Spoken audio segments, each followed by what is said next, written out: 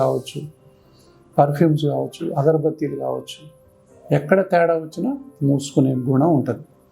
So దాంతో దగ్గు రావచ్చు, ఆయాసం రావచ్చు, పిల్లి కూతలు రావచ్చు, ఛాతీ పట్టినట్లు అనిపించవచ్చు. చిన్నపిల్లల్లోనూ అయితే ఒక రకంగా ఉంటుంది, అంటే పక్కలు ఎగరేస్తూ ఉంటాడు, దగ్గుతూ ఉంటాడు, దగ్గి వాంతి చేస్తూ ఉంటారు. సో ఈ ప్రాబ్లమ్స్ అన్నీ కూడా ఒక జబ్బుకు సంబంధించి 100 లక్షణాలు బయటకు కనపడతాయి. ఒక్కొక్క లక్షణానికి ఒక్కొక్క జబ్బు పేరు ఉండదు, ఇవన్నీ కలిపితే ఒకటే మూలం ఉండొచ్చు. సో ఆ విషయాన్ని తెలుసుకోవాలి చాలామంది కూడా.